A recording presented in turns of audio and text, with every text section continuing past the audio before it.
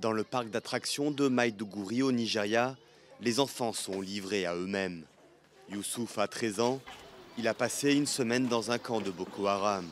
Avec ses parents, il a réussi à s'échapper, mais l'armée l'a maintenu 2 mois en détention pour l'interroger sur le groupe islamiste. Désormais, il est libre, mais seul. Ses parents sont encore détenus.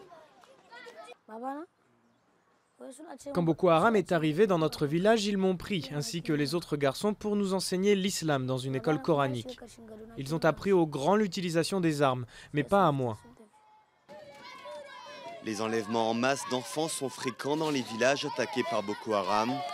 Endoctrinés, ils sont ensuite obligés de combattre aux côtés des islamistes. Boko Haram a tué toute la famille d'Aïcha. Mariée de force à un combattant, elle est restée 3 ans entre les mains des djihadistes avant d'être libérée par l'armée. Il nous demandait de porter une bombe et de cibler des postes de l'armée. Il disait que si nous le faisions, on irait au paradis et quelques filles ont accepté. Depuis 2014, 117 enfants ont été utilisés par Boko Haram pour commettre des attentats suicides à la bombe au Nigeria, au Tchad, au Niger ou au Cameroun. Des enfants, mais aussi de jeunes adolescentes. Les filles sont vraiment des victimes.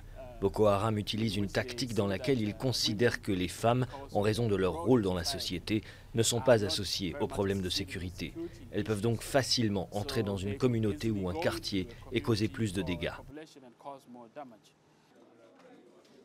L'enlèvement en 2014 de plus de 200 jeunes filles par Boko Haram avait soulevé une indignation mondiale. 82 d'entre elles ont été libérées tout récemment. Une petite lueur d'espoir dans un conflit qui a fait plus de 20 000 morts depuis 2009 et 2,6 millions de déplacés.